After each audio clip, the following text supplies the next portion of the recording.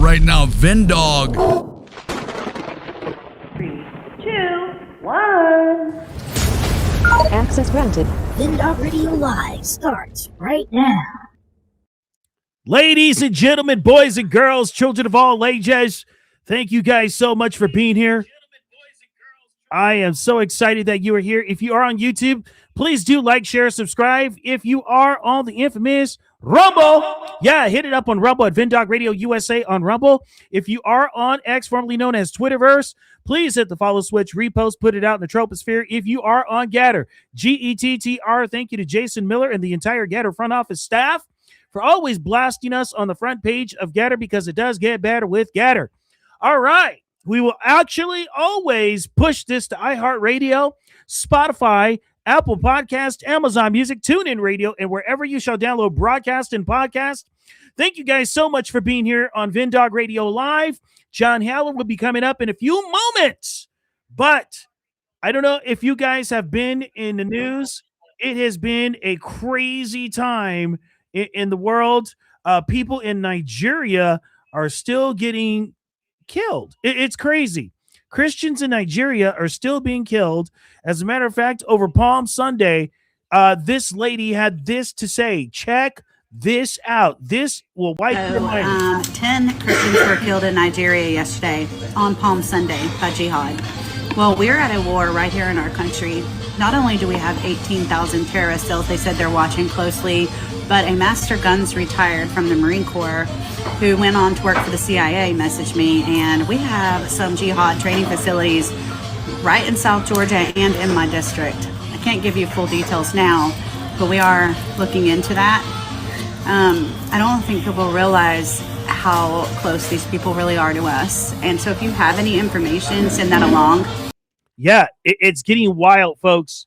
And we're going to take a break right now. And if you feel it led on your heart by the Lord, we're $375 away from our goal of $1,200 to get this podcast to continue. We'll be right back. Thank you for listening and watching Vendog Radio Live. Follow us on all of the socials at Vendog Radio. We'll be right back with more Vendog Radio Live after this. Sir, yes, sir! Will you look me in the eye? Can you look me in the eye and tell me that I shouldn't be alive? Can you tell me that I didn't deserve to survive? One reality binds us together. One event we all share. One choice tried to steal our lives. But we survived.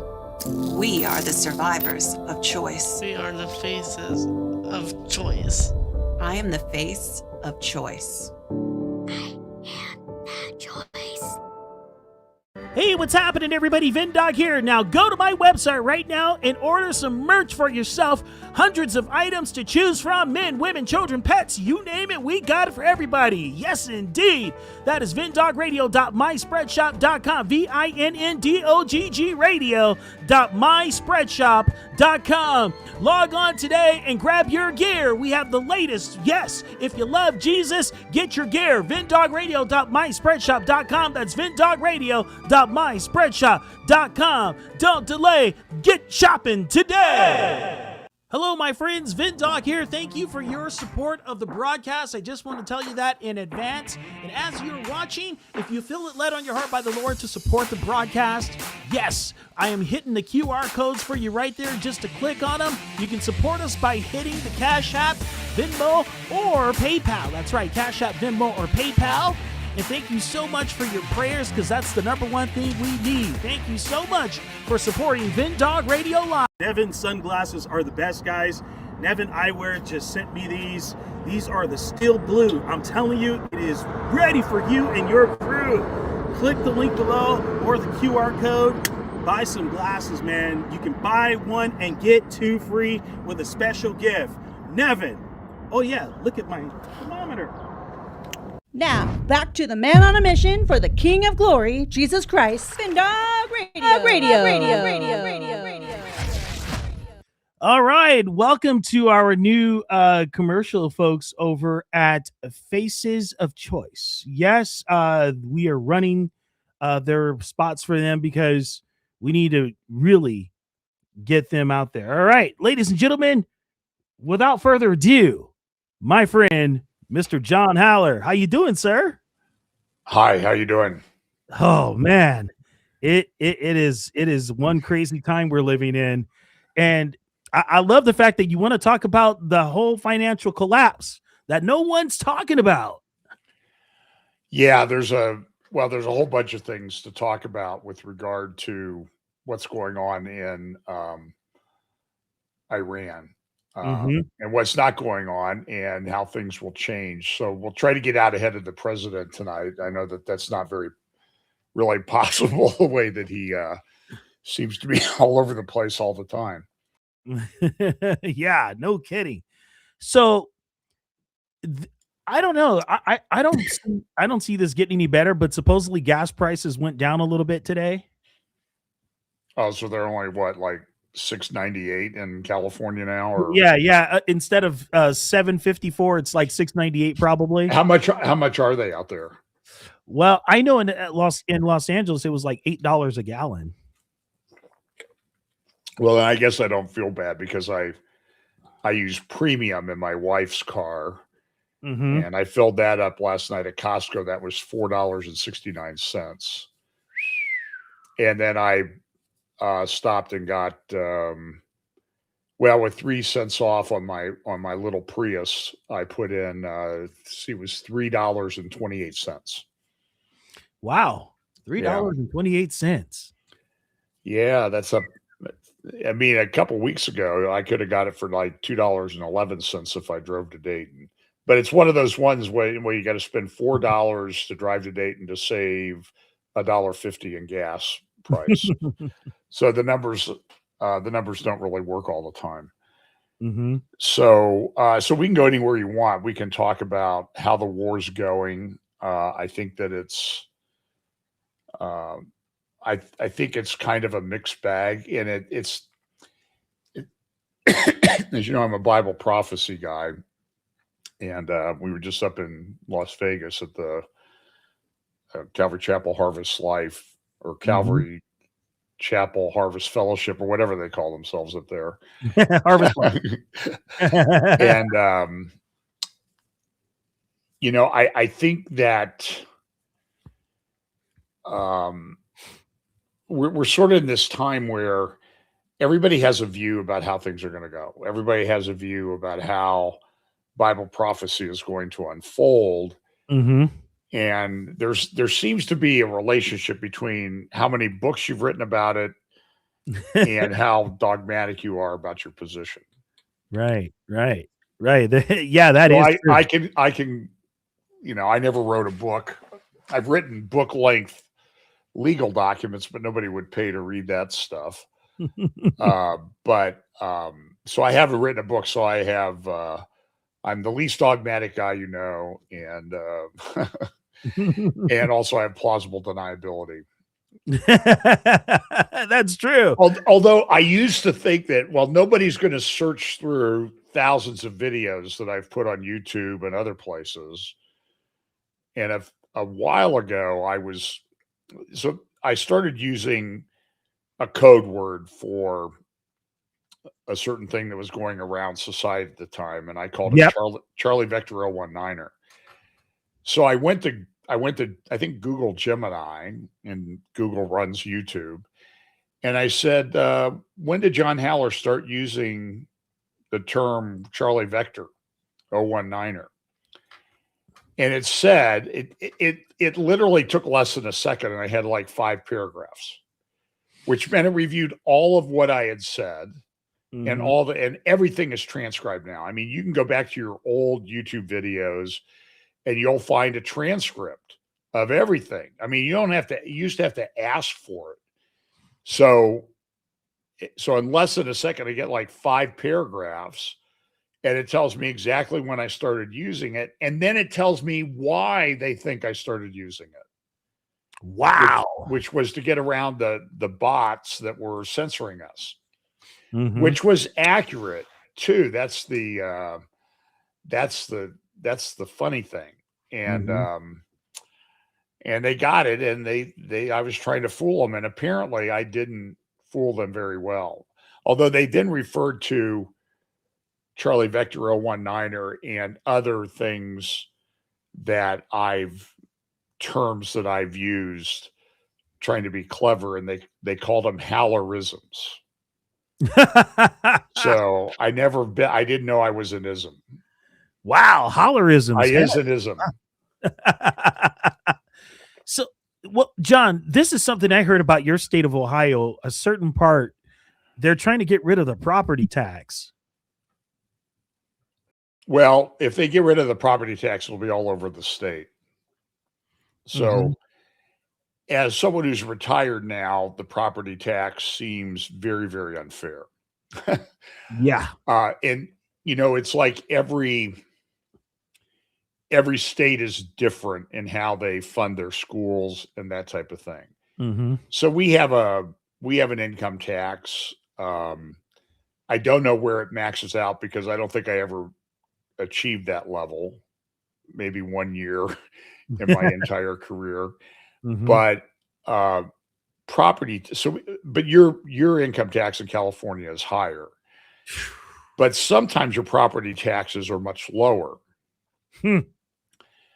And part of that is I have family that lives out there, and they bought their house back in 1978, and they're paying virtually nothing in property taxes. Mm-hmm. I had friends in Arizona that lived in Sun City West, in the northwest part of Phoenix. And in the original part of Sun City West, they excluded them, but there was some kind of special deal that they put in. Right. That they wouldn't have to pay property taxes to commit to pay for schools, because the whole community was to be over 55. By and large, you had to be over 55. So they figured that people 55 or over wouldn't have kids that would be put in school. And so the developers of Sun City West went to the state legislature and got a special exemption, either statutory or constitutional exemption, from their property values being included in property taxes to pay for schools, because they didn't have schools with a bunch of old people. I mean, Pam and I used to go there. We had friends. We spent a lot of time there. They never told us not to come back, so we kept doing it. But we used to go to the grocery store, and at the time, so our friends were like 55, 56, and we're 40. And it was hilarious because these people would follow us around the store like we were juvenile delinquents that were invading Sun City West. Oh my. And there were always these people are telling you were too close to the curb, and so my friend said, yeah, here in Sun City West, we call these people FIPs, formerly important people. So there were people who had been successful. They ran businesses and companies and all that. And then they retired, and they had to run something because that's all they'd been doing for their entire working life. So they took it out on the juvenile delinquent 40-year-olds from Ohio that were visiting for a few weeks. Wowzers. And every, you didn't put the shopping cart in the right place or something like that, or you parked a little bit too close to the line. And they're like retired cops or used to run police departments, so they did what they were trained to do, but they didn't have that job anymore. But that didn't seem to matter to them. Wow. So, wow, that's insane. So anyway, so we've got this war in Iran, and we can do it any one of ways. There's a couple things to talk about. Then we can talk about the economic impact or what's going to happen. So maybe I should say that this is a different war, I think, than we've ever fought before. The Iranians are very clever. They have designed a system. I think I saw one commentator who I respect, George Friedman, talking about it. I think this is exactly correct. They've operated on kind of a mosaic system. So what they've done is they've sort of broken the country down into different mosaic tiles, little chunks. And each chunk, as the upper echelon of leadership gets decimated and the leadership gets brought down, they're able to then bring in, you know, the section of the country or unit operates sort of independent of everybody else. So we've done a great job taking out upper echelon leadership. I don't think anybody's seen the new Ayatollah Mustafa Khomeini. I've seen pictures of a guy in a hospital bed that kind of looks like him, that's lost part of his leg and is not in very good shape. So, but nobody's really seen him. But so each of these units operates on its own. And I think I've said this for a long time, that if you want to understand how Iranian society government operates, the government is go watch the Godfather movie, because, you know, they're the crime families. So each family has its sphere of influence. And sometimes a family will have a sphere of influence that will cross over into somebody else's territory. Yeah. So the Iranian Revolutionary Guard is sort of like, I think I would say they're sort of the Corleone family. I was going to say that too. Because they really have a lot of influence. They control everything. But the way they fund themselves is they are pieced out to them are parts of the economy. Like 50% of the electricity revenue comes through them or to them. And then they use that to fund their operations. And in some respects, they're skimming off the top, but they're such committed, wacky 12er Shia people that they really pretty much put the money into the Iranian Revolutionary Guard operations, as opposed to enriching themselves. So they probably control a fortune of $100 to $150 billion, which would make them among the richest people on the planet. The Ayatollah Khomeini, he controlled a fortune of probably a similar amount under his control to fund his religious institutions and that type of thing. Now, some people, of course, get seduced by the riches and everything. And there are reports that among the Iranian leadership, there's a vast amount of real estate owned in, say, places like London, central London, very expensive neighborhoods in London, including 4 or 5 properties owned by Mustafa Khomeini. Right. Now, I don't know if that's true. I'm just saying these are the reports. So there is both corruption and dedication to the task at hand. So the Mosaic system works pretty good. You put on top of that sort of a different way that they're going about fighting the war. And this is not a conventional war by any stretch of the imagination. Right. And because it's very asymmetrical. And it's hard for military like the United States, which thinks big picture, big war thing. And how are we just not running over and completely decimating a much smaller adversary? Right. Iran's pretty significant adversary. We probably have 3.5 to 4 times as many people as they do. We have vastly much more territory. But it's a big issue because of the drone technology and things that they're using. And then the way they've designed the system, the missile system. So they've had these pictures that have been circulating for years of massive underground bases, and they've been building things underground for a long time. And so when we destroyed the nuclear, or did significant damage to the nuclear facilities, that was an operation that only the United States military and Air Force could perform among all the militaries in the world, short of using nuclear bombs. those bunker buster bombs. And I was thinking when you were saying about, how they ran like a mafia, it didn't help that Barack Saddam Hussein Obama gave them all kinds of pallets of cash. Well, yeah, you're talking $150 billion in cash. And somebody made a good point. They didn't build one bridge, one road, one school, or anything with that money. It was all put into devising asymmetrical war systems. So, for example, here's an article I'm looking at in the Jerusalem Post on Monday. How secure Iran's underground missile bases. Mm-hmm. And they've designed these things. So, and the problem with an underground base is they have to have an entrance and an exit.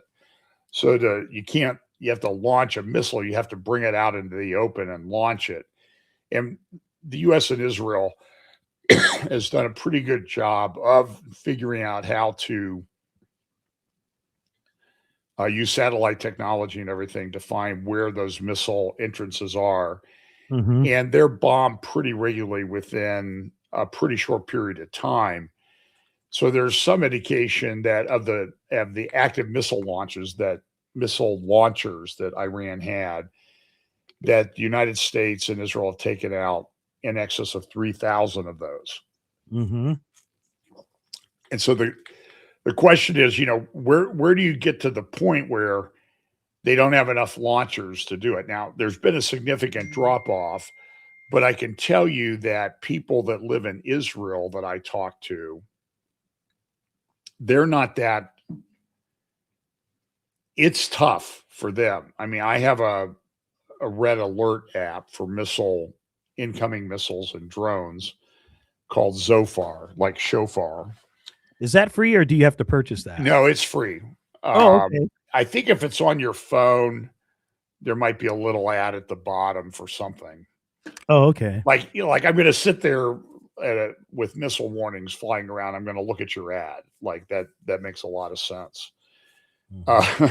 Really? That Google thing. I really wanted that Google thing. Oh, the missile's coming. I'll get right back to it. So, but it goes off all the. Now I've set it so it doesn't go off all the time. But I can tell you, I wake up in the middle of the night and I check it, and there's missile warnings and people in bunkers and all this, and they're going to bunkers 1, 2, 3, 4 times a day. There's an app actually that people in Israel have now. There's an app for everything. It tells you how many times you've gone to the bomb shelter and how much time you've spent in the bomb shelter. And so a couple weeks ago, the Israel guys were saying, and they live up around Mount Gerizim in Samaria, north of Jerusalem, like between Jerusalem and the Galilee region. And they said, we've been to the bomb shelter 93, 94 times.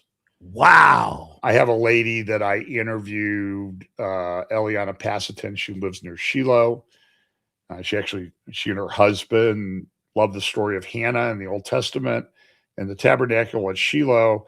So they actually bought property to build their home so they could look down on the site of where the ancient tabernacle stood in Shiloh, which was then the capital, religious and political capital of Israel for, well over 300 years. Mm-hmm. That's where Samuel was born and Eli and all those stories took place. So, it's a, she sent me a picture of her granddaughter. She has 8 children, 4 grandchildren, I think, so far. And here's my granddaughter doing what she does a few times a day in her little walker going to the bomb shelter. And Eliana, by the way, I don't know how old she is, so she has 8 children. She's in the IDF reserve. She's a mother of 8 and she goes to serve in the IDF reserve. Wow. But anyway, but this, talking to friends like Brian Schrager and other people, you get the missile warnings and you go to the bomb shelter and you come back and try to get to sleep, knowing that you're probably going to get woken up 1 or 2 times during the night anyway. So it's very taxing on the population from a general rule. And then parents are supposed to go to work, but kids can't go to school. So what do? Do you leave your kids home and hope that they go to the bomb shelter? Do you stay home? I mean, it's really a mess. And this thing's only a little over a month long. Been only going on for a little over a month. Yeah, so 31 days. Yeah.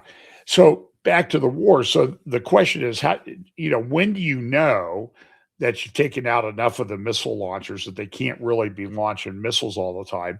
But then you put the drones on top of that. And one of the things I don't think anybody knows is how many drones do they have?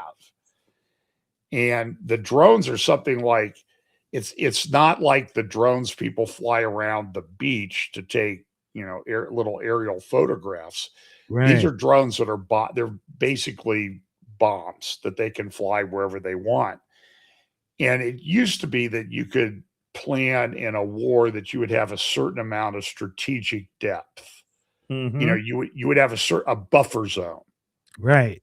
But now with drones and everything, the buffer zone is effectively gone.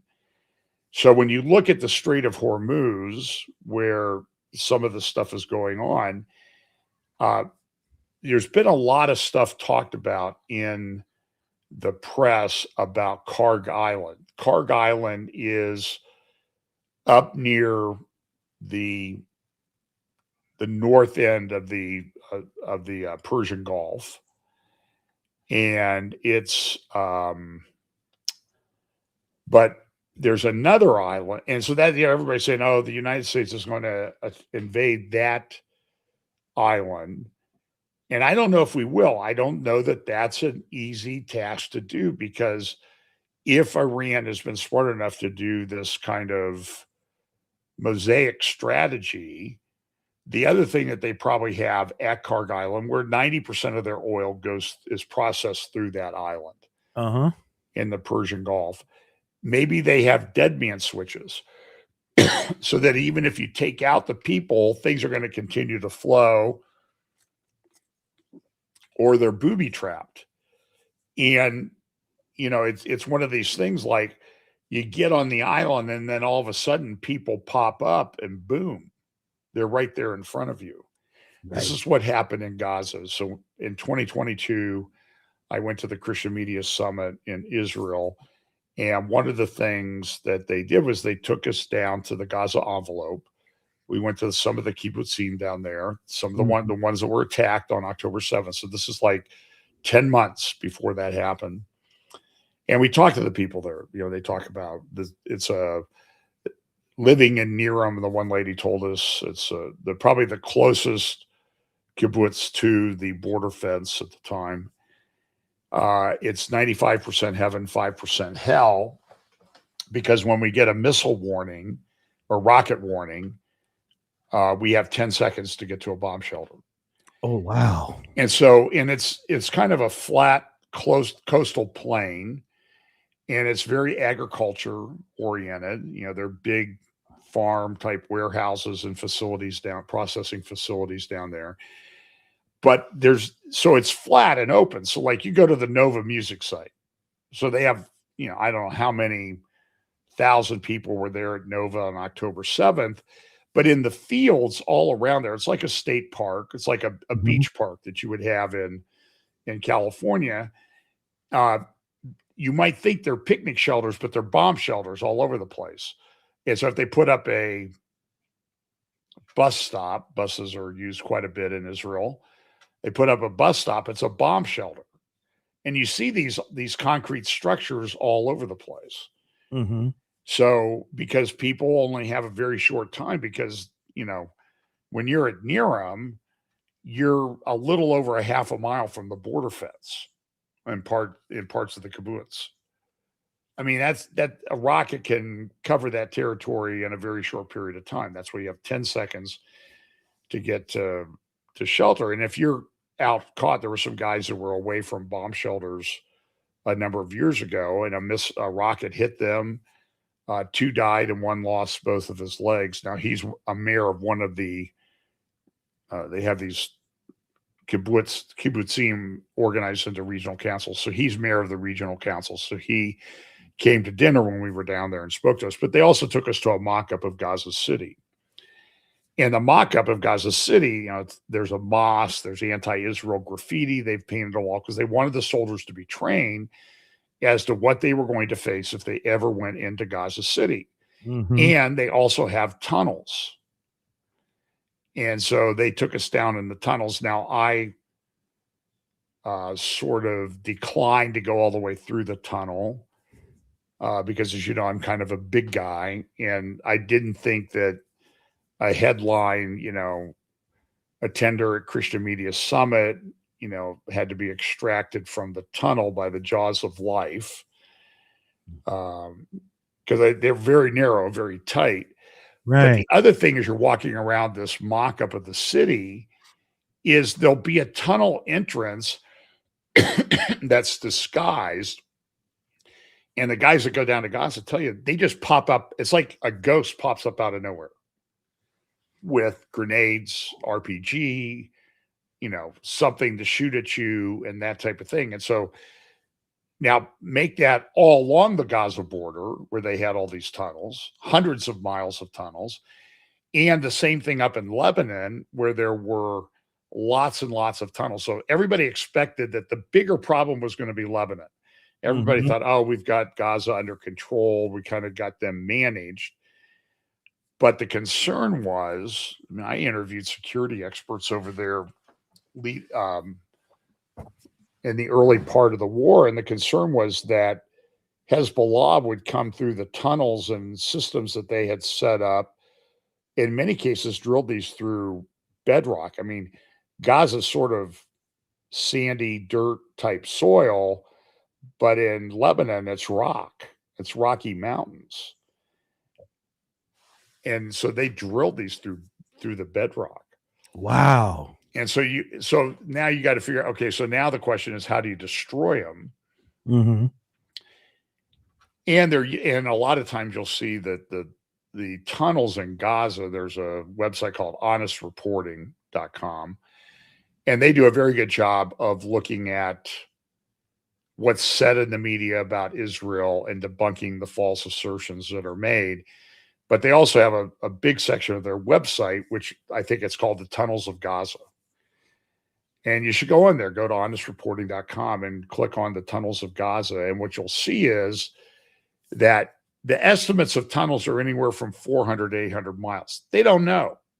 This is the most complex terror base ever constructed in the history of humanity. It makes what the terrorists in Mosul did pale by comparison. They had a lot of tunnels and things up there that the United States had to systematically go through. But then you also look at the Honest Reporting website and you have the tunnels, and then you can locate where the mosques, the schools, businesses, and that type of thing are located. And a lot of times it was not that they dug the tunnel under an existing school or mosque.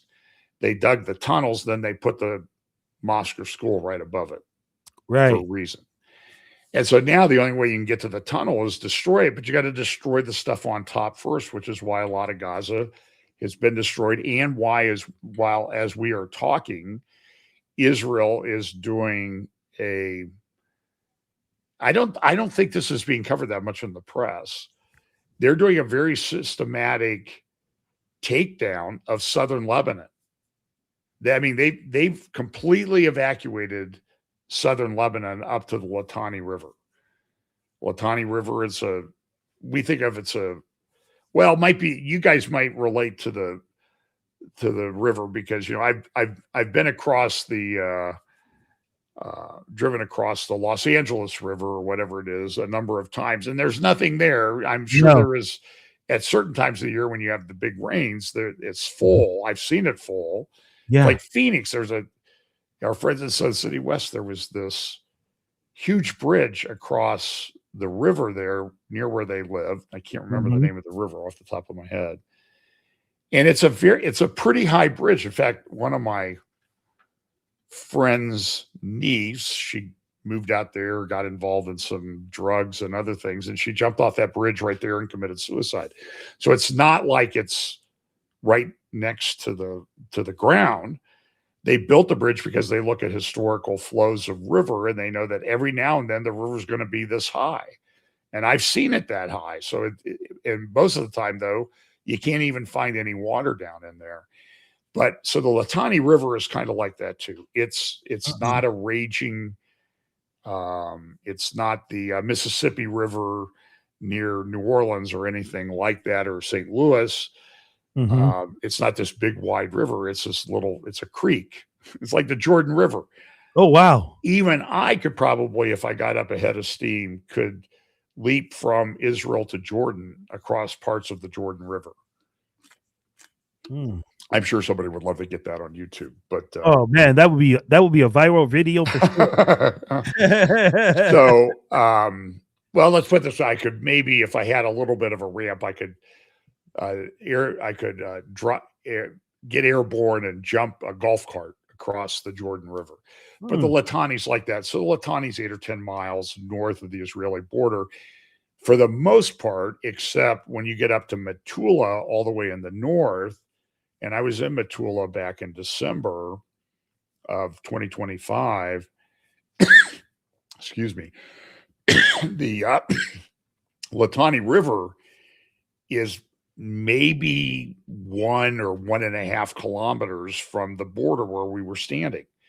So even though they're pushing everything to north of the Litani River, in some places it's only a mile, maybe, from the Litani River to the north side of Metula, a town and village that's there. Right. So Hezbollah's fired, I'm sure they're way over 1,000 rockets or missiles into northern Israel. I have friends that live in a town in the north. And I saw reports and people injured, and they were in the same age category as my friends. I think one guy killed, a couple people injured critically, 30 other people injured. And I know that I've sat there in their house, and it was about 600 feet away from their house. That sounds pretty close to me when it's missiles and rockets that are falling.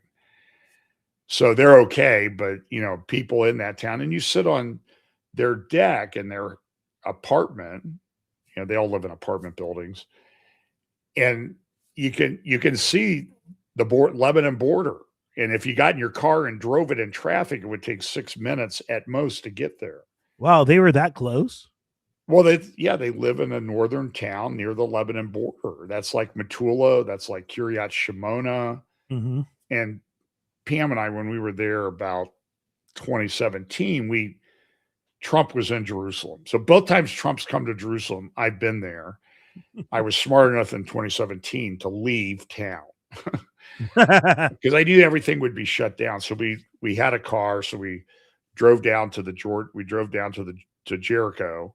Then from Jericho, we drove all the way up through the Jordan River Valley to, there's a place where, Israel and Jordan and Syria kind of come together. So we drove up along the Golan Heights border, and then we drove to Majel Shams, and then we drove along the Israel-Lebanon border all the way over to, there's a town called Nahariya. It's the furthest north city in Israel. So I've driven that whole border at one point in my life, or as close. I mean, and you're driving right along the border, and on the other side of the fence is Lebanon. Wow. And you see the UN, whatever they call them, UNIFIL, the UN worthless troop force that doesn't do anything except sexually abuse the people in the areas where they're deployed for the most part, it seems like. So anyway, so this is all very close. And Lebanon has, I mean, they're talking tunnels that they believe go from the Israel-Lebanon border to Beirut, which is over 40 miles. But everything is close too, because it's only 45 miles from the Lebanon-Israel border to downtown Beirut. By the same token, when you're in the Golan, it's about 40 miles from parts of the Golan to downtown Damascus. Everything's very close.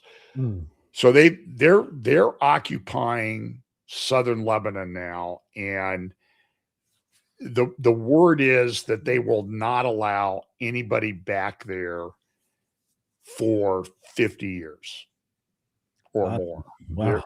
And so and that's something that nobody's really talking about, but there's a real risk because people were concerned about the tunnels. They were concerned about the Lebanon or the Hezbollah rockets that they had and missiles and drones. And they fired thousands and thousands of these. Mm-hmm. But the concern was that if the war cut loose in the north after 9/11, after October 7th, that there could be casualties within 6 weeks of 25 to 30,000 dead Israelis. Mm-hmm. So and these were military security experts that I talked to. They were really concerned. So give the IDF and the leadership in Israel a lot of credit that it's never got that bad. I think at one point I had heard that there were somewhere around 25 people killed in the north. Wow. And there's been some soldiers killed too, but it's way. I mean, it's not even a small percentage of 25 to 30,000. Mm-hmm.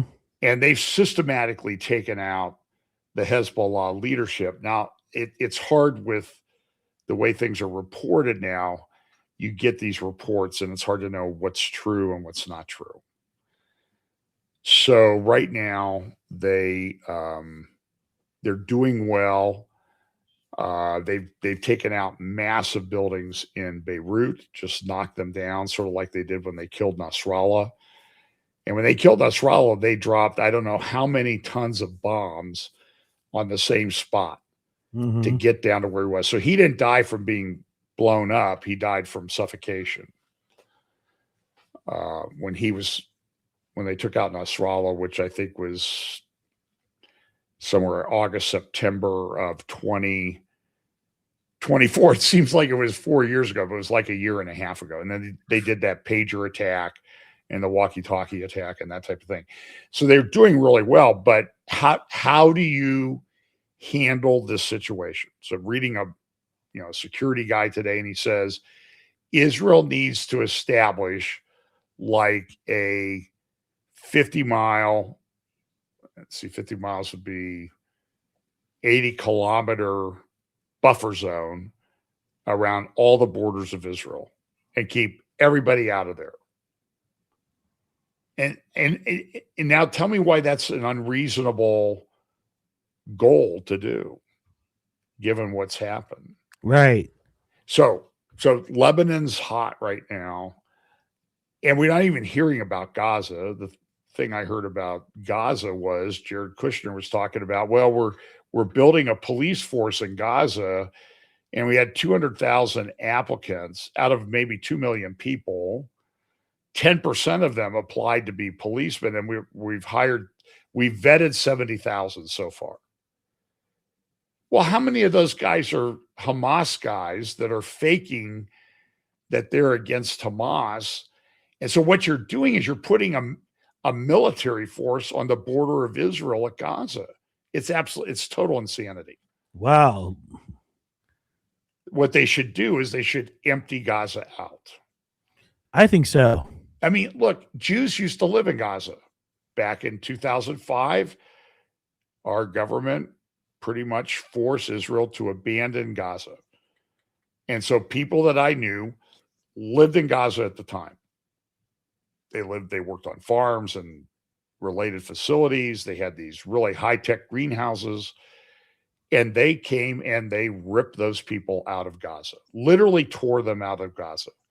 And when they took them out of Gaza, an interesting fact is that they just didn't take the live people. They dug up every dead Jew that they knew where they were buried and took the bodies back to Israel, because they knew that Hamas would get that body and hold it hostage. Mm-hmm. Mm-hmm. Just like they held dead bodies hostage for a long time. So when I was there in October, Trump came again. Bless him for coming again when I'm in You guys Israel. always seem to run into one another. Well, it's the only time I'm like, invite me down to your, invite me over to Turnberry or you're up in Aberdeen in Scotland and play golf. Okay. It's a little less traffic and everything. And so like we were going to go to the Israel Museum on a Monday and take a tour of the Knesset, and we had to cancel it because Trump was going to the Knesset, and for some reason he seemed to take priority. But it's a very, very difficult security situation. Now the Houthis have started firing some missiles again. They're located pretty far away. So Israel's done well. I'm going to talk about one thing in the West Bank, Judea, Samaria, that I think needs to be addressed. It's never talked about. Okay. And it's a huge problem. And then we'll go back to, we'll leapfrog, we'll take a US F-35 over to the Straits of Hormuz because there's something to be said about that. So all right, let's in do it. Judea and Samaria, when you drive around there, Judea and Samaria is largely Muslim villages. It's extremely divided. And there are these areas with the red sign. The red sign says this is area, I can't remember. I think this is area A, which is under the control of the Palestinian Authority. Entry by citizens of Israel is prohibited by law under penalty of imprisonment. So in other words, and then there are area B and area C. It's very divided in the roads. For example, you're on an Israeli road, it won't go through area A, or it'll be a flyover. And I think the richest person in Israel is the person who sells security fencing because it's all over the place. And so area A, they have these villages, they're Arab villages, but there's a fence. It might have some barbed wire on the top and everything. And it's just like the fence along the Lebanon border. It's something that you or I could probably, if we worked hard, get over it. That's not high security fence. Oh, wow. It's not what you would think given the risk. And so all the way through Judea and Samaria, called the West Bank, there are these fences everywhere. By the way, you can be in a place where there are security fences, but if you have Google Maps and an Israeli license plate on your car, that's key. You can drive through or around Israeli soldier checkpoints all over the place and go into these areas at your own risk. And I've done that many times, but I don't think I would do it now. Oh my. So when we were up in Samaria, one thing we did on our tour, we went to Shiloh a couple times, went to Mount Gerizim where the Israel guys are. And at Mount Gerizim, you can look down on Nablus, which is where Shechem, ancient Shechem, where Joshua put up his standing stone. If you could go to Shechem, and I've been there, you can walk up and touch the stone that Joshua erected there, Joshua chapter 24. But so Mount Gerizim is where the Israel guys are, and that's where the Samaritans live. Remember the Samaritan woman at the well, Jacob's well in Shechem that Jacob had bought. Very deep well. Pour water into it. It's 4.5 seconds till you hear it hit. That's a deep well. And so they're but Israelis, and Joseph's tomb is right there. Old Joseph, who they drug all over the wilderness for 40 years till they got back to Israel. They took his coffin with them and they buried it there in Shechem. There's no doubt about this. But if you want to go to Shechem, I had friends, Bill and Tanya Koenig, they went there. They had to go under an Israeli armed military escort in a armored vehicle to go in there to go to a holy site. A Jewish holy site in Israel can only be got there that way. Same thing down at Mamre and Hebron. you really got to go in there with protection. We went to Jacob's altar on Mount Ebal. So Shechem and Nablus is the modern city, was biblical Neapolis, up there in northern, sort of up towards northern Israel. And it's sort of in a valley between two mountains, Mount Ebal and Mount Gerizim. Gerizim is where the Samaritans lived and still live to this day. And Ebal is where Joshua erected an altar. And so we wanted to go to Jacob's altar, Joshua's altar, and we had to get an armed IDF escort and get on a bulletproof window bus to go to a Jewish holy site in Samaria. Mm-hmm. And there was armed IDF behind us, in front of us, and then where you park to walk out to the altar. Mm-hmm. It seems like it's very rough terrain. It's a very difficult walk because it's very rough, rocky, and that type of thing. There's every step you could break your ankle. I guess that's the best way to describe it. And you get out there to the altar, and then as we walk back the mile back to the bus, there's like a drone like tracking me. A slow flying drone tracking me as I walk. It's an IDF drone, and they're there. You have to make those security arrangements in advance. But the problem is because up there if the fence between Israel and Lebanon is not that great, and the fence between Israel and Gaza was in the process of being improved, but still, as we know, could be breached. The fences up in Judea and Samaria in the West Bank, they're not much protection. And in some places, there's nothing between you and the mosque in the Palestinian village. You're living in a place where you're allowed to live, but like in a Efrat, but there's a mosque in a Palestinian village. It's a clear terror center, just across a field. And there's no fence in between, or not much of a fence. So it's a very dicey security situation. And that situation is, Israel does a lot of operations in there to take out terrorists and terror cells. A lot of weapons being smuggled from Jordan into those areas. And they're sending in using drones to send in parts of guns, and then they assemble them there, and then they have guns. And that is an area that has to be dealt with. And I don't know how it's dealt with except brutally. And what do you think the world's going to say at this point if Israel does what they need to do in Judea and Samaria? Oh, they're going to be hated even more. Yeah. So and that's done by design. They've designed everything to be done that way. So we've got a massive problem. So let's go back to the Straits of Hormuz. Oh, they're saying that your screen's frozen. Oh, it is? Mm-hmm. Huh. Yeah. I don't know how that happened. I don't know. Yeah. Is it working now?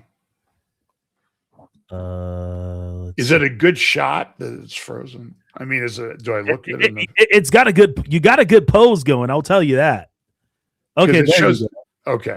There you go. I have this camera, and the camera, I could do a whole show about my dealings with Amazon. I'm getting this. My camera developed a crack in it, just a thin line. Olivier Melnick noted it.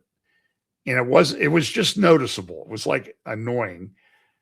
So I ordered a new one, and that Amazon messed it up. I mean, I spent so much time on the phone with Amazon.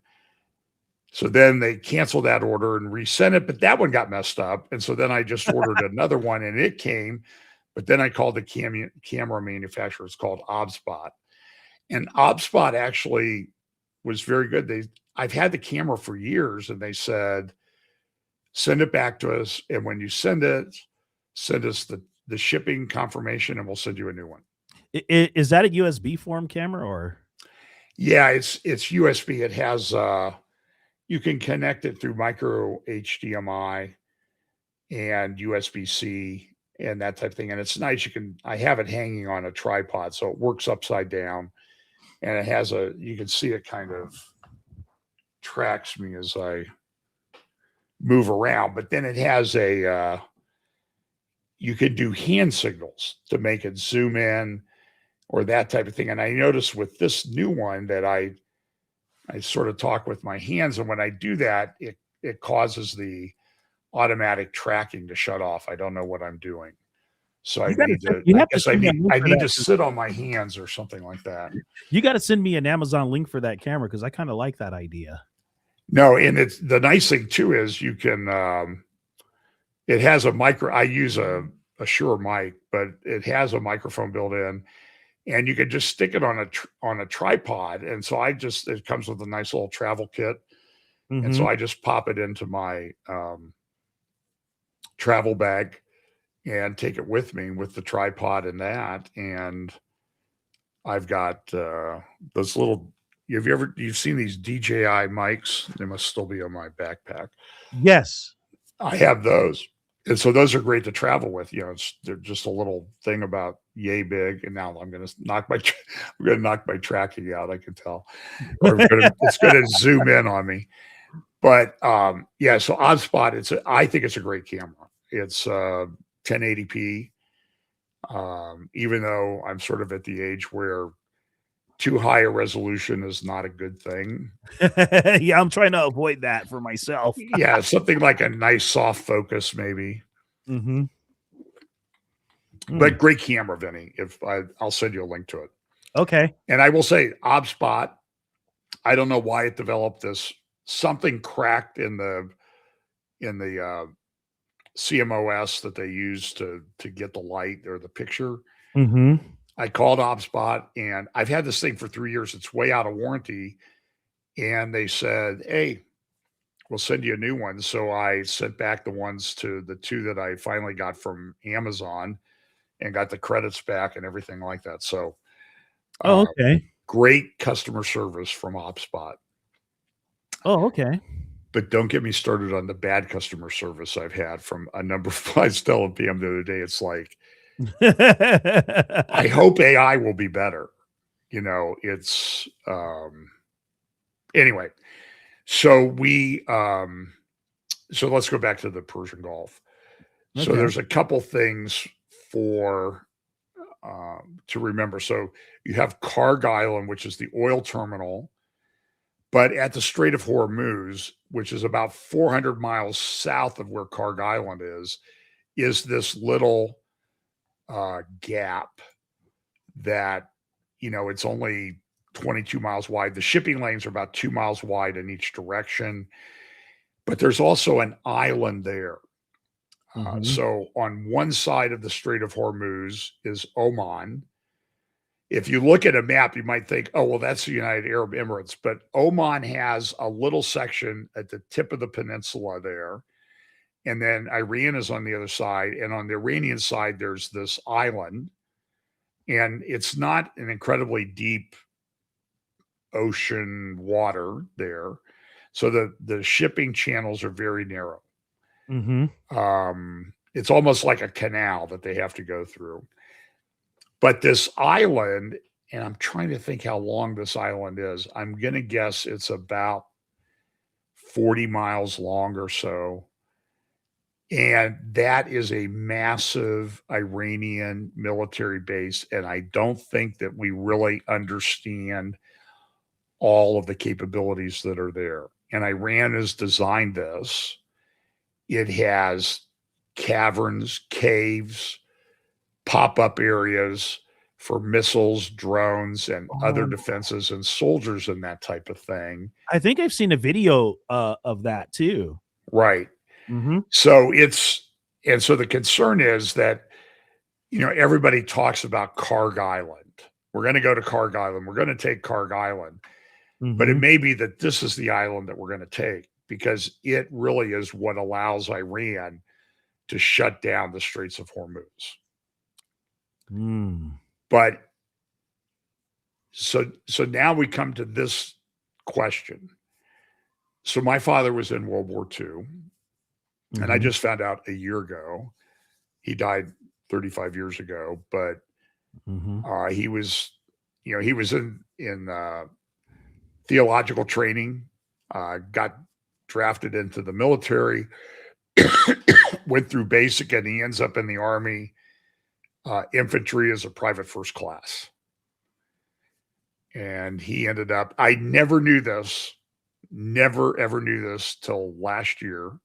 The night before the 80th anniversary of the Normandy invasion, my friend texted me. She goes, her dad was in, and my dad were very close friends.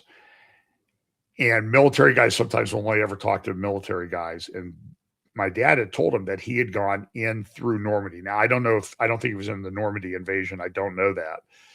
But he ended up in Belgium. He had gone through Normandy, entered France through Normandy, went into Belgium, and he was injured there and then sent home. Oh, wow. But that sort of raises the issue that I've been thinking a lot about. So the movie Saving Private Ryan, I cannot watch. Even before I knew my father had entered Europe through there, I could not watch that movie. It's so, that scene in the invasion of Normandy across the beaches is perhaps the most intense movie scene I have ever seen. But then the question becomes is, in this day and age,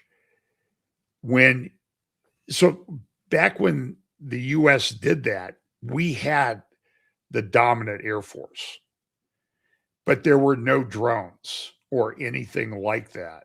There were no drones as bombs, drones as surveillance, and rockets and all this other stuff.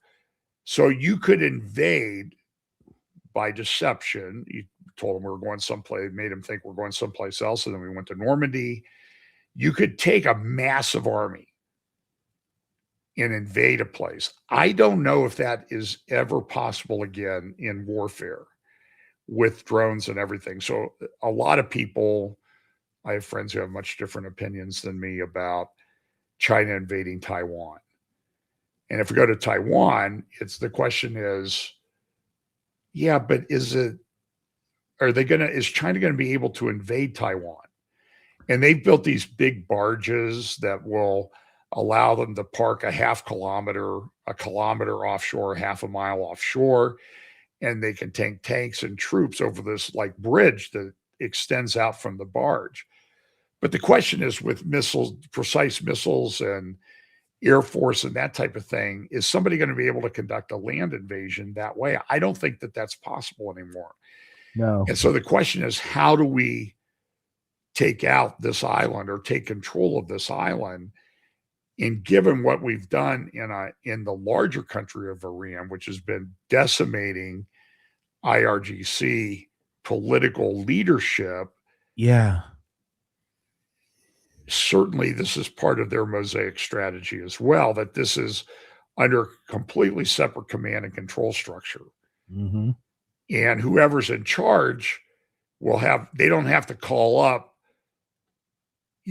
Mustafa Khamenei in his hospital room in Tehran or wherever he is and say, hey, is it okay if we do such and such? It's you do such and such that you think is important, which is sort of sounds again like the way the mob in The Godfather operated. Yeah, the Corleones. Yeah. So that's a very dicey situation. So now let's get to maybe and I don't know if people have questions because I'm having trouble following the chat today, but what happens? What's going to happen? So tomorrow night, I'm actually going to do a live stream with Brit Gillette, and we're going to talk a little bit more about this. Oh, nice. And Brit's kind of the dark prophecy lord of economics. I noticed that every time. I'm like, oh, Brett's got some bad news. Yeah, with it's funny. I kind of joke with him about it, but and I don't always agree with him. And time will tell who's right and how this stuff is going to play out. But this is a very, very potentially dark situation. So one of the articles we're going to talk about is one that I sent you to discuss. Let me pull it up here. Okay, you want to share the screen? Yes, let me find the article first. Uh-huh. And then so now I always see these commercials. Financial collapse is coming. I'm like, oh boy. Where do I where do I share the screen at? Oh wait, is it under more down here? It should be under I'm not seeing it tonight. It's the area next to the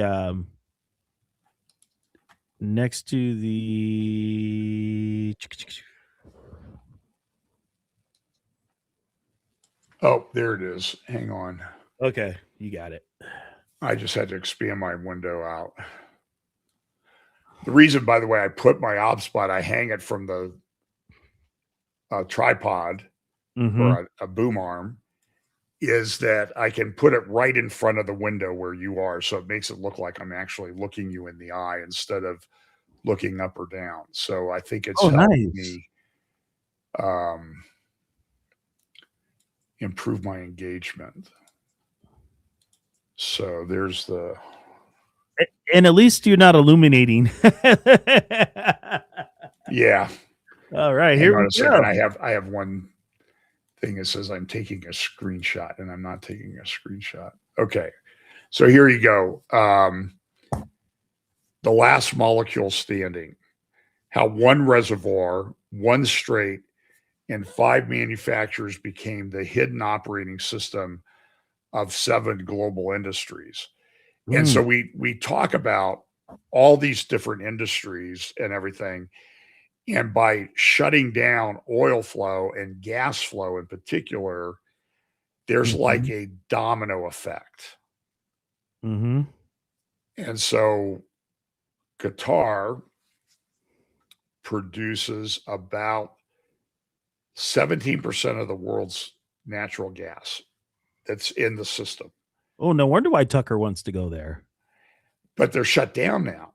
And there was an attack on their facility by Iran, and the facility was damaged. And some of the reports I've seen say that it might take 2, 3, 4 years to repair the facility to bring it back online. Now, they may be able to ramp up some production in the meantime, but the problem is, like a natural gas facility like that, is it has to be super cooled to 160 degrees below zero to make the liquefy natural gas, because you can't ship it. You want it as a dense liquid and not a gas as it's floating around the oceans of the world. And a huge amount of the natural gas fleet, liquefied natural gas fleet in the world comes from Qatar. It's the biggest, I think, LP gas facility in the world. Oh, wow. And the problem is that the world system is very fragile. So if you reduce the world system by 5%, there's a cascade effect across 100% of the world system. And natural gas is important for fertilizer production. There's a lot of fertilizer that comes through the Straits of Hormuz. And all of that is being shut down. Yeah, I know. I heard farmers saying that they're hurting because of that too. Yeah, I talked to a former client of mine who is who's a farmer, and he said that at least for this year, most farmers in the United States already have their they call them inputs, their fertilizer inputs in place to use for the season. Because it's not like, oh, I'm planning tomorrow. Hey, could you send 100 tons of fertilizer over? That's not, the system doesn't work that way. You got to plan in advance. And sometimes you buy it in the fall because it's cheaper in the fall. Yep. And you want it delivered so now, everything, we had kind of a late spring here, but they're out planting in the fields now and plowing and everything. And the United States can probably get by with less fertilizer than a lot of other places in the world. Some of the best farmland in the world is Ukraine. There was an article at one of the think tanks, I think the Atlantic Council, said how Ukraine could feed the world. Literally, the soil managed properly, Ukraine could provide all of the food needed in the world in terms of grains. Wow. So we have much better soil in the United States than they do in a lot of the world, but other places desperately need fertilizer to have any kind of decent production. So, if we don't have fertilizer here in the United States, it might be 5 or 10% reduction in the yield. And this is all very scientifically done now. I mean, it's amazing what they do. Yeah. But in Brazil and China, you don't have fertilizer and your crop yield could go down by 40, 50% in 1 year. That might hurt the Chinese population. Which is already hurting, by the way. That's a whole nother subject. I think we've talked about that before. Yeah. But Brazil needs fertilizer. China needs fertilizer. China doesn't have natural gas and all that stuff. They have to import it. They have to import oil. And so shutting down the Straits of Hormuz or taking control of the oil in Venezuela has a huge impact on China. Now, Russia is very oil and gas rich, but they have a problem because Ukraine has been taking out a lot of their refinery facilities. Yeah.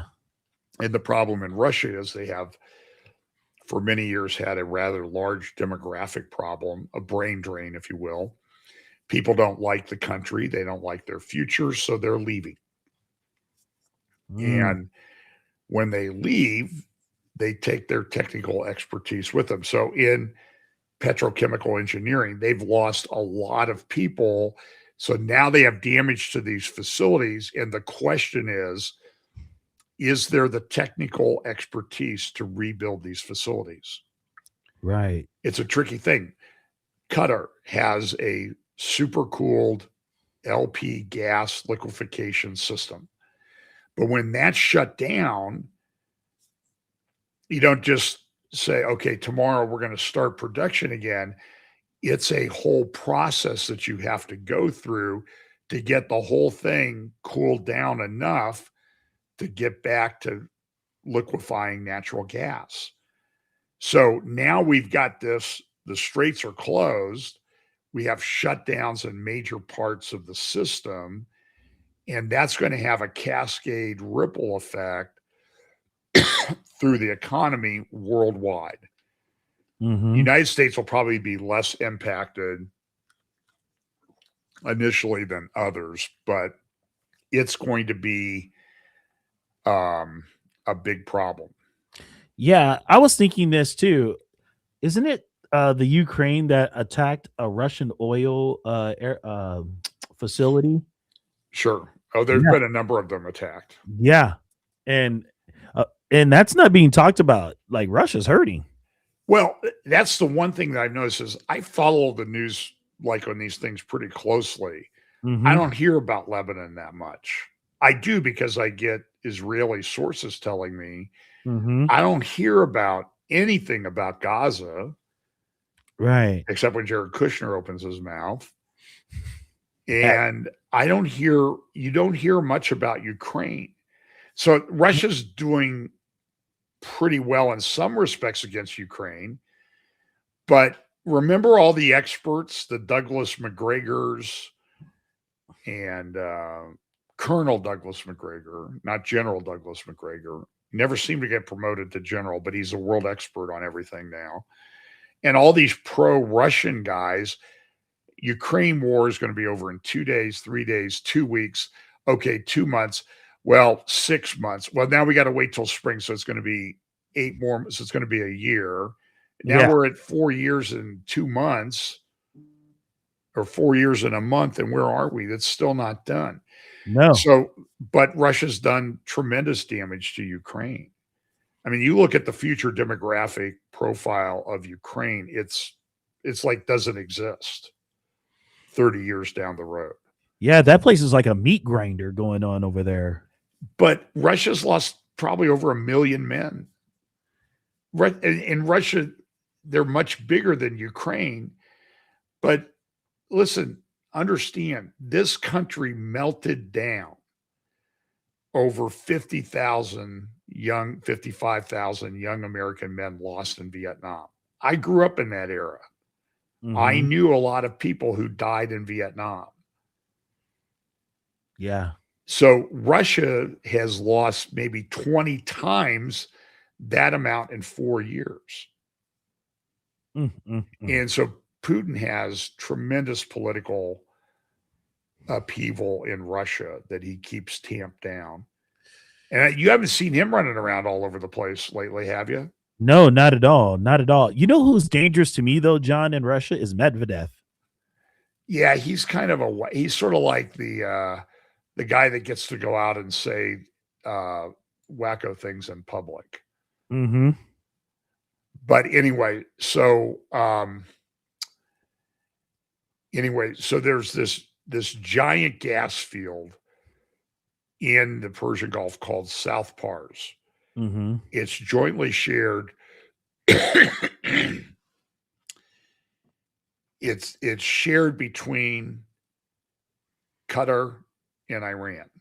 Mm-hmm. And Iran's been trying to do all of these different things to make this mosaic system strategy work. Right. And so they haven't been able to do a lot of monitoring of the South Pars field. Mm-hmm.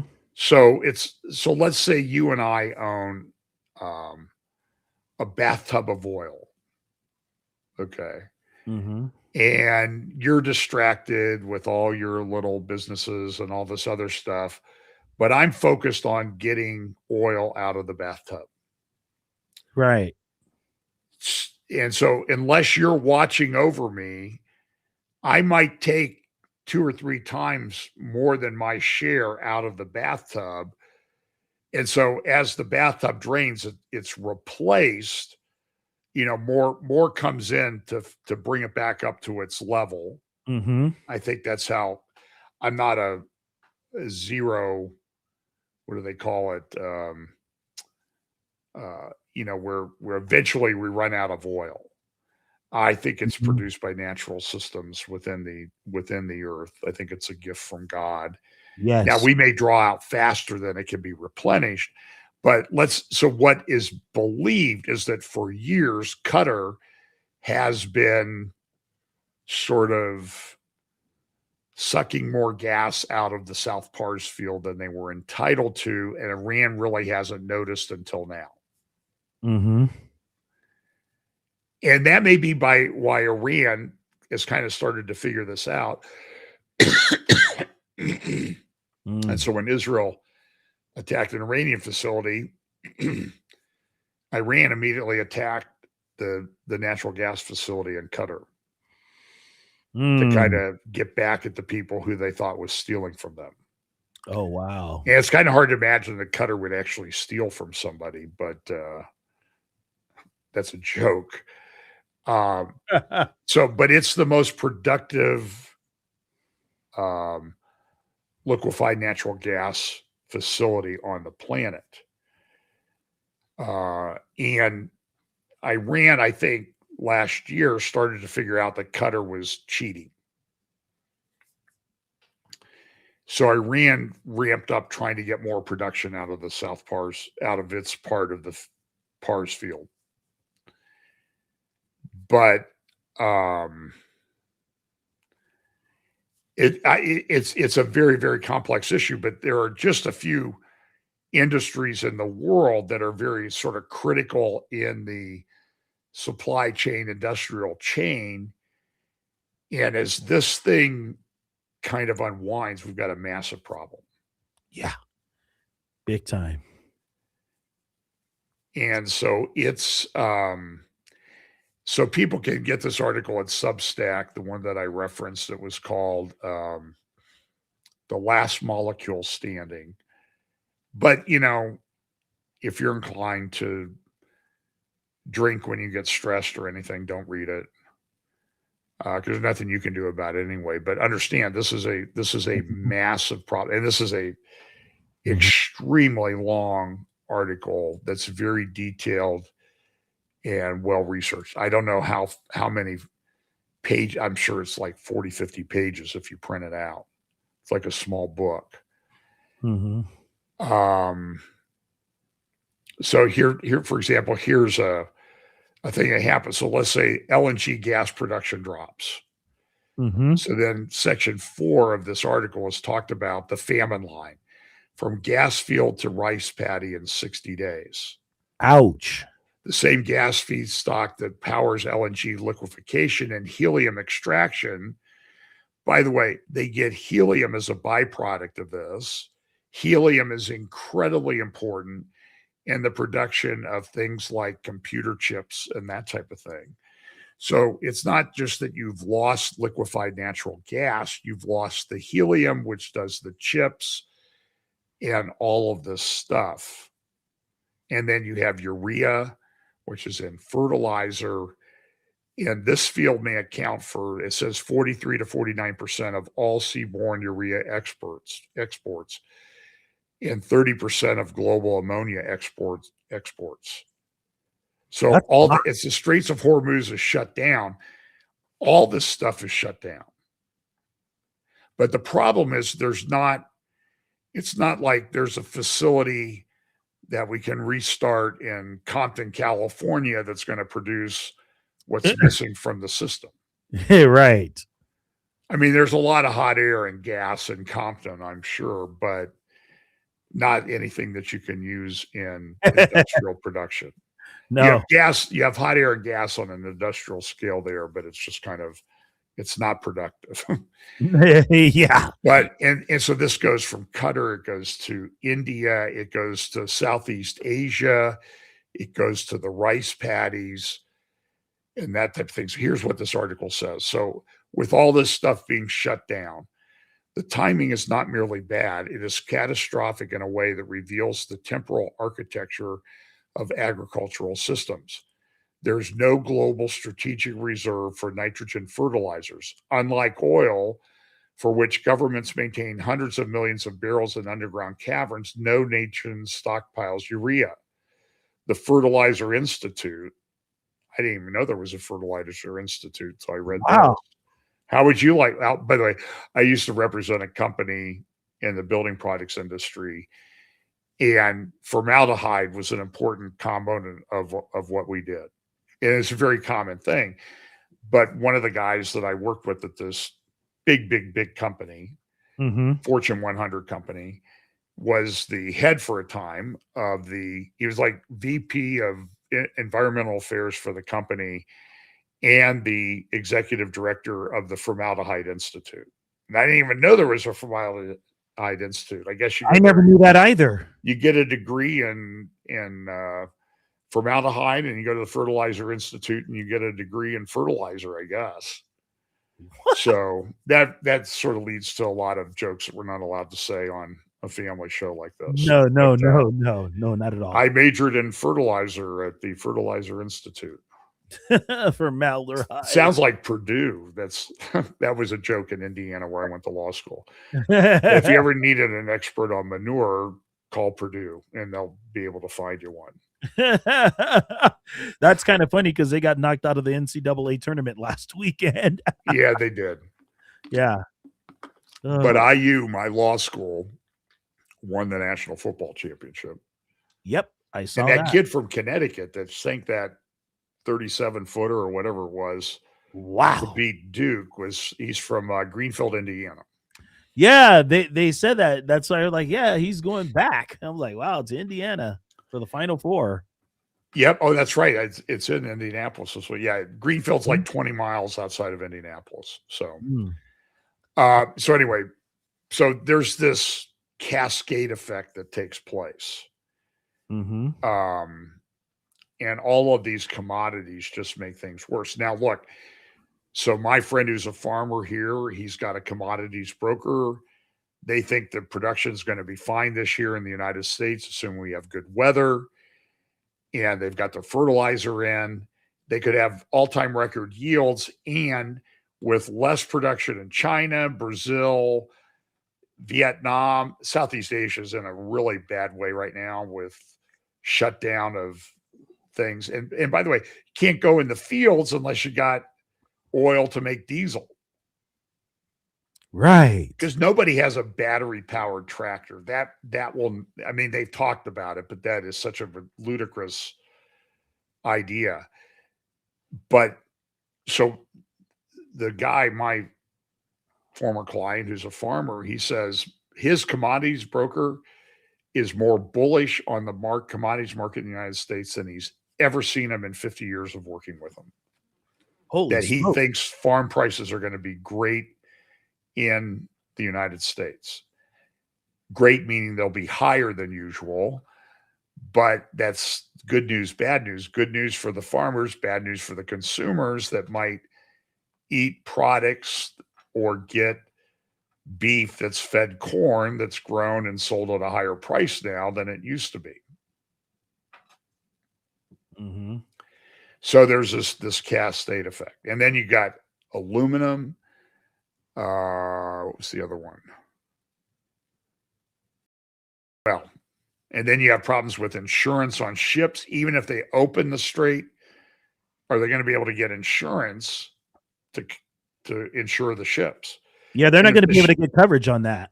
And if the ships can't do that, they won't their companies won't let them ship. It's I mean, these, you get a 1,000-foot container ship or tanker or 1,500 foot, that's a quarter-mile long ship. That's pretty expensive to replace if it gets sunk. And if there's no insurance on it, you're now bearing the risk of all of that, and it just doesn't make any sense. So this article, I mean, they talked to, there's a guy named, works a thing called the Irregular Warfare Initiative. That's exactly what's going on here. And there's this cascade and spiral effect. So as the spiral goes, it hits all these different industries. So he's saying is that, listen, the big thing is when the world's two largest LNG exporters go dark simultaneously, what is that going to do to the world? That's frightening. And they said that's like a worldwide Category 4 hurricane. Wow. That's saying a lot. And we saw some of the shutdown stuff that happened during Charlie Vector, but now it's in the midst of a war. And I don't know that I object to the people say, well, the United States went in there and they never thought about this. They've thought about this and planned for this for a very long time. That's why we did Venezuela before this happened. But the problem why we went after Iran now was Iran was getting to the point where they were going to be able to get their missile and nuclear facilities even deeper into a mountain that nobody could touch. And they're Shia 12er, radical, we want to bring the apocalypse in the Mahdi people. And they have an eschatology, and they believe if they act on the eschatology, they will bring about the end times. And so having somebody like that with a lot of missiles, drones, and maybe even nuclear weapons, that's not a risk that the world can take. It's not an Israel problem, Megyn Kelly. It's a world problem. It's a world problem, Candace. It's a world problem, Tucker. And if you can't see that, you should retire and stop talking. Yeah, big time. There was a video that you played when we were at the conference with Tucker making comments about Israel, saying that Yeah, they're you have that one? no. Oh, No. okay. I wish I had it though. It's that Professor Zhang, or that prop. He goes around and says, this is Professor Zhang. This is Professor Zhang. Now people are calling, what are you a professor of and where? He says, I never said I was a professor. He's like Candace. He's just like, I never said that. You can show 20, 30 instances of where he introduced himself as that. Mm-hmm. So, but he was saying we need a new world order controlled by Russia and China. And Tucker said, that would be great. That's what we need. But one country stands in the way of that, and that country is Israel. Yes, those so were his little quotes. tiny Israel is going to shut down the world, Mm-hmm. or prevent the world from going to the next evolutionary step where we'll all get along and live in peace. Yeah. Yeah. And unfortunately, people believe these lies. It's pretty bad. I mean, he had on a you can always tell, you should immediately know that the person he has on, who he introduces as like that Daryl Cooper. Oh, he was horrible. He's a historical revisionist, and Tucker introduces him as the most respected modern historian, which is a complete lie. And when Tucker says that, you should know that he's probably the worst historian in modern American education. Mm-hmm. When he says that this Chinese guy is an expert, it means he's not an expert. He's a propagandist. And then the other day, so he's curating, bringing on all these people that are just going to lie about Israel. Carrie Prejean, the former beauty queen, who obviously had a too tight tiara that she wore because she's nuts. She's crazy. I mean, as a matter of fact, I had something from her too. Hold on. I got to look for it. I was like, this woman has got to be off her rocker. Pray for her kids. She has children. Oh, Lord help her. She does. Oh no. No. That's dangerous. I almost made a Lost in Space quote, Danger Young Will Robinson.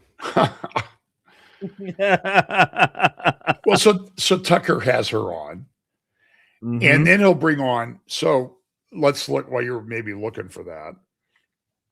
So this week, this last Sunday was Palm Sunday, and Israel shut everything down in the Old City because they had a big chunk of missile land not too far from the Church of the Holy Sepulchre or in the Al-Aqsa Mosque on the Temple Mount. It landed in the Jewish quarter of the Old City. Mm-hmm. And there was debris that fell on the Church of the Holy Sepulchre. There was debris that fell on the Temple Mount. So Israel went in and said, Temple Mount closed. The Western Wall is closed to worshipers, and the Church of the Holy Sepulchre. Well, immediately, all of these Jew haters like Jack Posobiec, Steve Bannon, Carrie Prejean, Tucker Carlson, they're shutting down Christian worship in Israel. No, they shut down everything because it's not safe to have people out there where fragments of missiles that are intercepted could fall on their heads and kill them. Mm-hmm. Mm-hmm. So then Tucker brings on this priest. And this priest, when you investigate him, he's really on bad terms with the Vatican. Hey, with his mafia bosses, huh? He's a Latin Rite guy. He doesn't believe that any of the popes currently are legitimate. He was Archbishop of Tyler, Texas, I think, for a while, but he's not working there because he doesn't conform to even Catholic theology on anything. And so he comes on to give all these opinions. So Tucker does this all the time. He gets these fringe, wacko people, and he acts like they're normal. And then he gets a normal person like Mike Huckabee or Ted Cruz on there, and he attacks them relentlessly. Yeah. So today Tucker released a interview with Dave Smith. Dave Smith is a comedian who now is a clown geopolitical expert. Oh no. It's insane what's going on. And people, I mean, I read a comment, the first comment under the Dave Smith interview was, God bless Tucker Carlson. God protect you and all the good that you're doing for humanity. Oh no. I found the video. Here we go. I found it. This is it. Listen, guys. Trigger warning. I know what the Catholic Church teaches. We are the new Israel. That's what the church teaches. We are the fulfillment of the old Israel. I mean, look at Jesus fulfilled it all on the cross. He got, when he said it is finished, the old was completely done. There is the new covenant now. What? Those who are in Christ. What? That is the new people of God. What? It is very clear. This isn't even debatable. I don't even know why we're having this debate, which is why Bishop Barron and Cardinal Dolan should be like, yeah, it's what we believe. We are the new Israel. What? The land means nothing anymore. Yes, it's the Holy Land, but that's not some biblical. What are they going to? What's scary, Tucker, is these people like Paula White and Ted Cruz and Dan Patrick, they believe that there will be, the Dome of the Rock will be torn down and they will rebuild that third temple. They're saying it now. Look at Pete Hegseth. There will be a rebuilding of this temple. Oh, I know. It is heretical and it is anti-Christian. I know that. Because they're going to bring in the animal sacrifices again. And the most anti-Semitic thing that they believe is that 2/3 of the Jews are going to be slaughtered. That's what these people believe. They're just manipulating them and using them. They don't really care. Oh, everything you've said is true. I mean, Jesus describes himself as the temple. Yes. So he is the temple. Well, he says that. He is the lamb that was slain, the final sacrifice. Okay. So, yeah. Wow. She does not believe that. She does not believe that as a Catholic. Wow. I just saw a great video of, I guess I could call him my friend Mike Gendron today. I like to reading talk from a Catholic book that said that the priest in this Eucharist is able to reach into heaven and bring Christ down to sacrifice him again on the altar in a Catholic church. That's what this heretic, false believer, fake Carrie Prejean believes.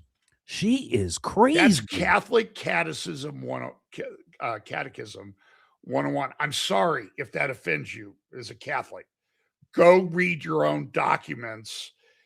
That's why Martin Luther went and nailed, well, I don't know if he did it for that reason. He had a whole bunch of reasons to do it.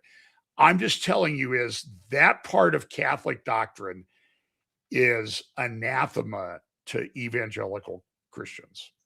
Wow. And that's what she believes. So when she has the audacity to say that Jesus was the final sacrifice, she's not even saying what she really truly believes, because she knows if she said what she really believed, nobody would pay attention to her.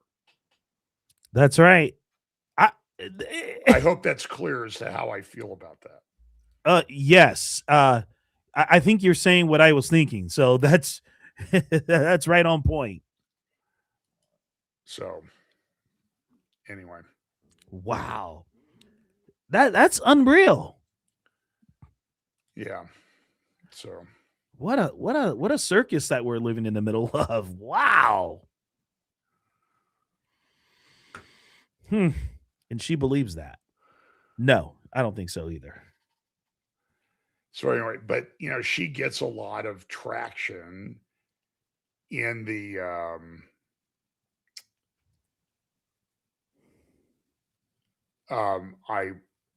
she gets a lot of traction, she's attractive and all this other stuff, but this is just it's crazy. It really upsets me. Mm-hmm. And by the way, I brought this up in an evangelical church once. in a class, and somebody said, you really should back off on that. You might offend them. And I'm like, I'm going to stand for the truth. So leave me alone. Exactly. This is what a lot of people don't understand. There is a big difference between Christians and Catholics on this issue. Transubstantiation. Yeah. And Tucker's just sitting there like, yeah, pretending like he knows scripture very well. Yeah. Oh man, it just baffles me. It blows my mind that people actually watch these clowns. Yeah, it's hard. I mean, so today Tucker's doing another interview with a guy who's actually, he's a comedian, is a professional clown that we're supposed to take seriously now. So he's going to be a political theologian now, huh, Smith? Yeah. Oh boy, give us a break. So I don't want to offend people, but I really think we're at a point where it's like we gotta be truthful about this. Yeah, no sugarcoating. I was just like thrown back hearing her say all this, and I'm like, wait a minute. So, by the way, let me just, and we probably need to be wrapping up here, but I have an early tea time in the morning.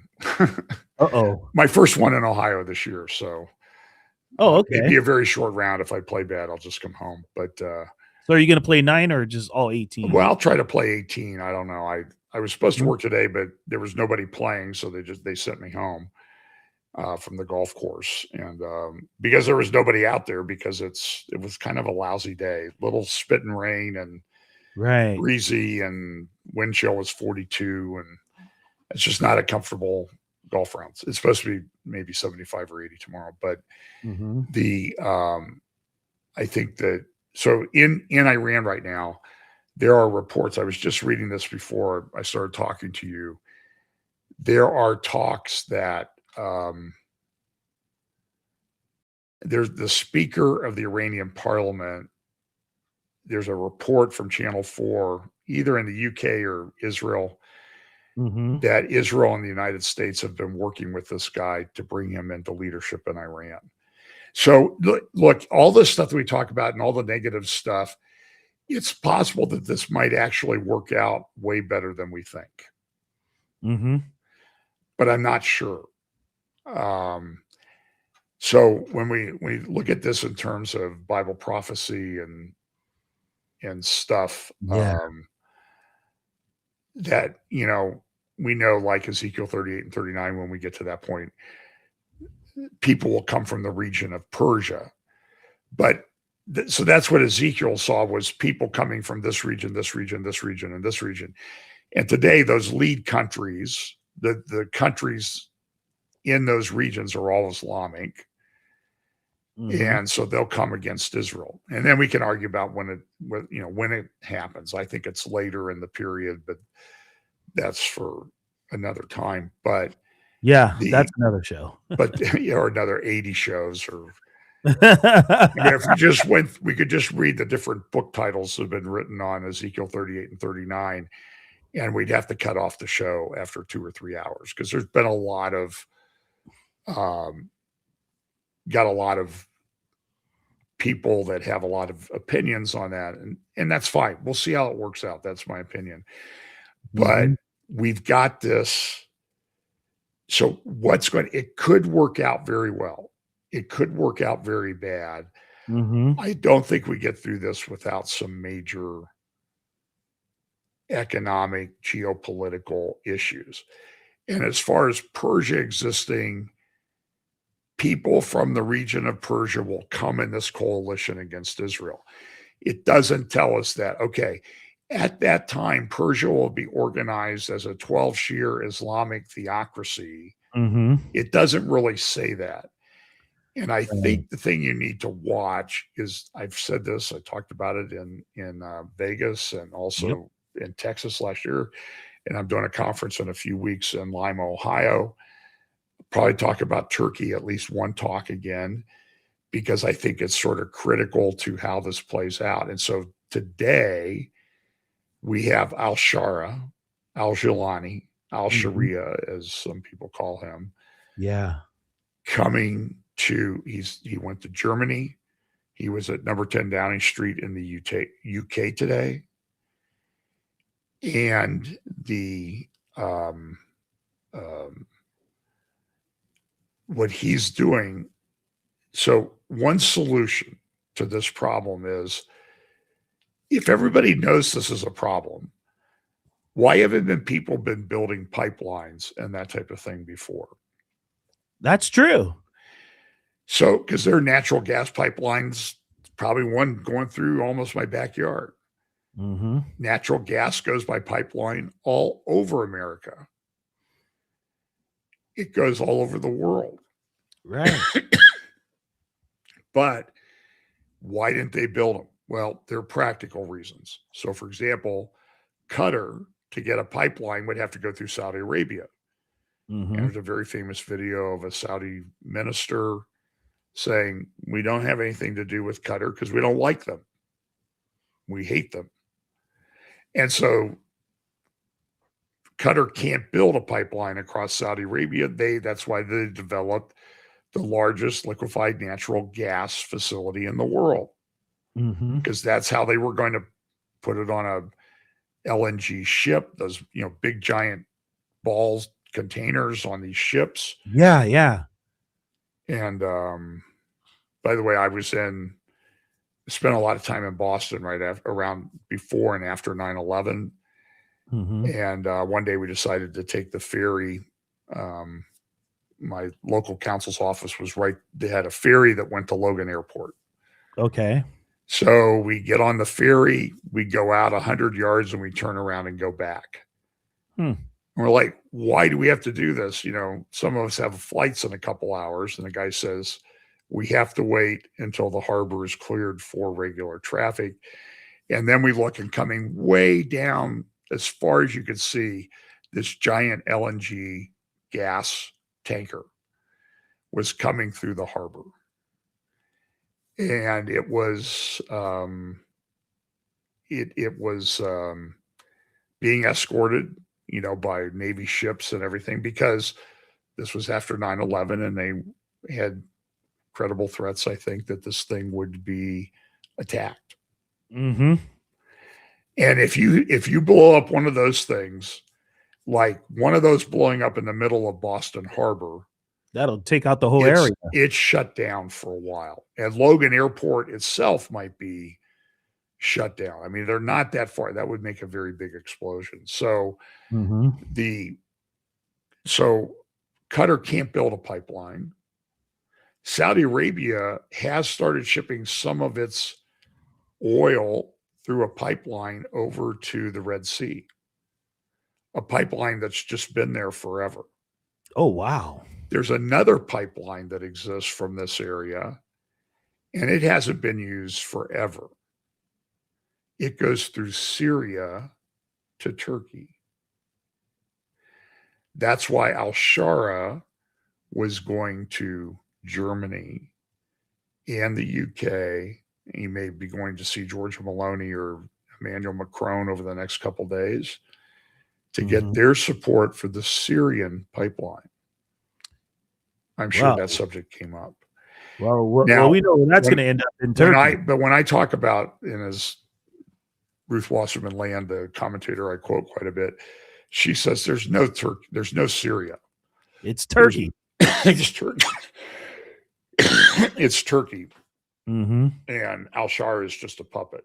So it's interesting. So today at number 10 Downing Street, Keir Starmer walked out the front door to the red carpet and greeted this terrorist, al-Jilani, al-Shara. Of course. The same guy who earlier last year or this year recently said, if Benjamin Netanyahu sets foot in the UK, I'll have him arrested. So a real life terrorist can come to number 10 Downing Street, but not the Prime Minister of Israel. No. So no, it's just wild times. Well, we'll let you get ready for your tea time tomorrow, John, because you got to get some rest for that. I don't know. I'll be so excited I won't be able to sleep. Oh man. No, I appreciate it. Thanks, Vin. It was good to talk to you. See you in Vegas last week. Yeah, man, that was a great time. Yeah. And some good Italian food too. That was a massive amount of food that they brought to that table. I know. Did you see the leftovers that people were taking home? Yeah, I saw that. I mean, it was like pounds of meat in some of those dishes. So I know I fell from the table after a little bit. I'm like, I can't eat any more of this. Well, and somebody was, who was it? That was, Dave Bowen was driving from the table to Phoenix. Yeah. It's like, how do you stay awake after that meal to do that? I'm pretty sure his wife drove the rest of the way.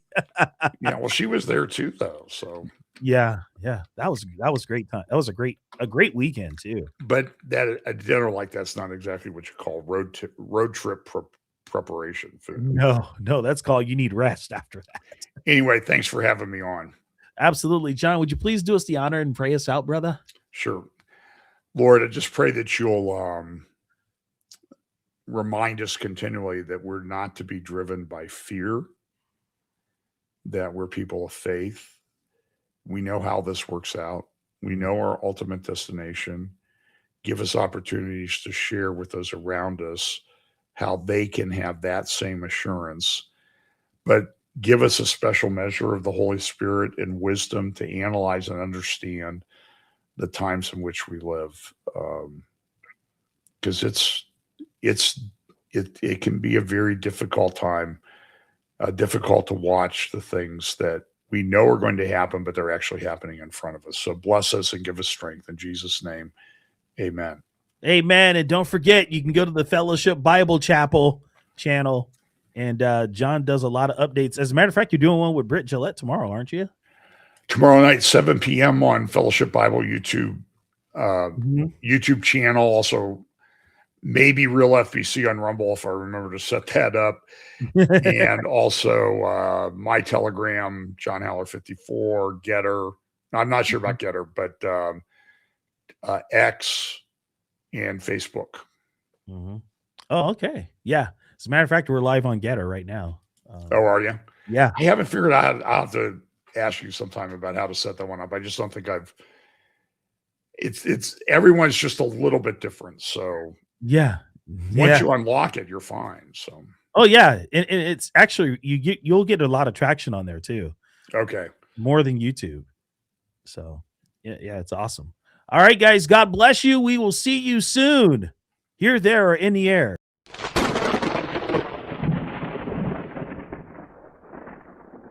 Don't let the government be your daddy. You are self-governed.